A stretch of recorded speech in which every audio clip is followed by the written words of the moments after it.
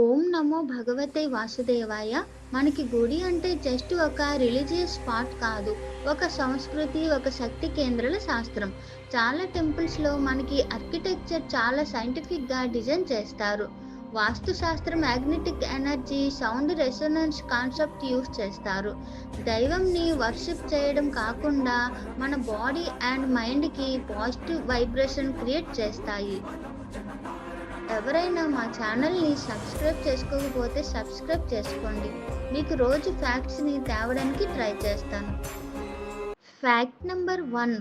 తిరుమల మనకి ప్రపంచంలో most visited religious spot. Every day 1-2 lakhs భక్తులు ఇక్కడికి వస్తారు. గుడికి 7 కొండలు ఉంటాయి. అవి సప్తగిరి అని పిలుస్తుంటారు. స్టోరీ ఏంటంటే లార్డ్ విష్ణు కలియుగంలో భారతదేశంలో భక్తులకి కనిపించి భక్తులు అందరినీ చూసి వీళ్ళకి బ్లెస్సింగ్ ఇవ్వాలని తిరుమలలో సెటిల్ అయ్యారు. టెంపుల్స్‌లో చాటింగ్ శైలి ఓం నమో వెంకటేశాయ ఘనంగా ప్రతిధ్వని ఇవ్వడం మనకి బ్రెయిన్‌కి క్లైమ్నెస్ ఇస్తుందని సైంటిస్టులు చెప్తారు. తిరుమల టెంపుల్ ప్రపంచంలో richest temple. Crores of rupees donations, gold ornaments donate చేస్తారు. టెంపుల్ ఖజానాకి ఇక్కడ one of the world largest gold reserves ఉంది. ఆ మొత్తం మనీ అండ్ గోల్డ్ టెంపుల్ రీకన్విషన్స్‌కి, భక్తులు కంఫర్ట్‌కి, ప్రసాదంకి, ఫుడ్‌కి ఇలా చాలా వాటికి యూజ్ చేస్తారు. ఇంట్రెస్టింగ్ ఫ్యాక్ట్ ఏంటంటే స్వామి విగ్రహం బ్యాక్ సైడ్ చెమట వస్తుంది. ఇది శాస్త్రీయంగా వివరించబడలేదు. ఆల్సో స్వామి చుట్టూ ప్రదక్షిణ చేస్తే భక్తులకి హార్ట్ బీట్ కామ్ అయిపోతుందని పరిశోధనలో ప్రూవ్ చేశారంట. తిరుమలలో పడుకుంటే భక్తులకి కూడా ఒక దైవిక కళ కనిపిస్తుందని చాలా భక్తులు చెప్పారు. Fact number 2. కేదార్నాథ్. కేదార్నాథ్ అంటే కేదర్ కొండల ప్రభువు అని. దీని లొకేషన్ వచ్చి హిమాలయాల్లో 11,755 ఫీట్ హైట్లో ఉంటుంది. బ్యాక్గ్రౌండ్ స్టోరీ ఏంటంటే కురుక్షేత్రం యుద్ధం తర్వాత పాండవులు చాలా పాపాలు చేశారు. అవి వాషప్ చేయడానికి శివుడు బ్లెస్సింగ్ కోసం వెళ్ళారు.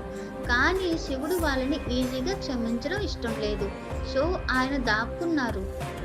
తర్వాత శివుడు నదిగా మారారు. పాండవులు కనిపెట్టేసి దగ్గరికి వచ్చేలోపు శివుడు ఎర్త్‌లోకి వెళ్ళిపోయారు.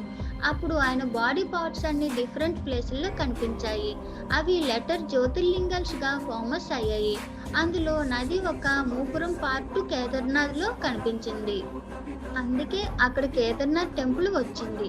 1300 సంవత్సరాల పైగా పురాతనమైన ఆలయం.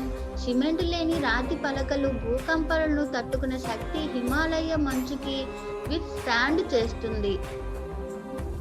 2013లో వరదలు వస్తే పట్టణం మొత్తం కొట్టుకుపోయింది. బట్ టెంపుల్కి ఏమీ అవ్వలేదు. కేదార్నాథ్కి వెళ్ళాలంటే చాలా ట్రెక్కింగ్ చేసి మంచు కొండల్ని దాటి వెళ్ళాలి. Fact number 3. Kashi Vishwanatha temple వారణాసిలో రివర్ గంగా వైపులో ఉంది. ఇండియాలో జ్యోతిర్లింగాస్లో ఒకటి. ఈ టెంపుల్కి స్టోరీ ఏంటంటే విష్ణు, బ్రహ్మ, శివ అరేంజ్ చేసిన గ్రేట్ టెస్ట్లో శివ జాగ్రత్తగా విశ్వేశ్వర ఫార్మ్లో అపీర్ అయ్యారు. అప్పటి నుండి డెవోటీస్ ఇక్కడిని మోక్షద్వారం అని నమ్ముతారు. వారణాసి సిటీ మార్చ్ 2021 నుండి ఆఫీషియల్గా కాశీ విశ్వనాథ్ కొరిడోర్ ప్రాజెక్ట్ కంప్లీట్ చేశారు. గంగా రివర్ నుండి టెంపుల్కి డైరెక్ట్ వ్యూ అండ్ దర్శనం ఉంటుంది. ఇప్పుడు ప్రతి భక్తులకి ఒక ఓపెన్ దివ్య నడక దారి ఉంటుంది. మహాశివరాత్రికి ఇక్కడ 1,00,000 మంది భక్తులు వస్తారు. భక్తులు గంగా స్నానం చేసి టెంపుల్లో జ్యోతిర్లింగాలకి అభిషేకం చేస్తారు. ఆసక్తికరమైన నమ్మకం ఏంటంటే ఈ జ్యోతిర్లింగ దర్శనం చేస్తే కాశీలో మరణమైన మోక్షం కలుగుతుంది అని బలమైన విశ్వాసం ఉంది. ఇందులో చాలా మంది వృద్ధ భక్తులకు జీవితాంతం ప్రయాణం ఇక్కడికి వస్తారు. Fact number 4. జగన్నాథ్ టెంపుల్ ఒడిశాలో లార్డ్ కృష్ణుని జగన్నాథ్ ఫార్మ్లో బలరాం మరియు సుభద్రతో కలిసి వర్షిప్ చేస్తారు. రథయాత్ర ఫెస్టివల్ జీవితంలో ఒక్కసారైనా చూడాలని ఉంటుంది అందరికీ. 3 భారీ రథాలు నిర్మించి దేవతలను ఎలిఫెంట్ హెల్ప్తో లాగుతారు. 1,00,000 మంది భక్తులు వచ్చి తాడులని లాగుతూ ఊరంతా తిప్పుతారు. పురవాస్తు రహస్యం ఏంటంటే టెంపుల్ గోపురంలో పక్షులు ఎప్పుడు కూర్చోవు, వాటి షాడో కూడా పడవు. విచిత్రంగా అనిపిస్తుంది కదా. అన్నదానం ప్రసాదం 56 టైప్స్ ఆఫ్ ఫుడ్తో చేస్తారు. కానీ షాకింగ్ ఏంటంటే భక్తుల సంఖ్యని ఎగ్జాక్ట్గా మ్యాచ్ చేస్తుంది. ఫుడ్ ఎక్కువ అవ్వదు, అలా అని తక్కువ అవ్వదు, కరెక్ట్గా సరిపోతుంది. టెంపుల్లో జెండా డైలీ చేంజ్ చేస్తారు. అది 1000 ఇయర్స్ ట్రెడిషనల్. భక్తులు నమ్ముతారు. రథయాత్ర దర్శనానికి వచ్చిన తాడుని టచ్ చేస్తే పాపాలన్నీ ఎరేజ్ అవుతాయని నమ్ముతారు. ఫ్యాక్ట్ నెంబర్ 5, మీనాక్షమ్మ టెంపుల్ మదురైలో ఉంటుంది.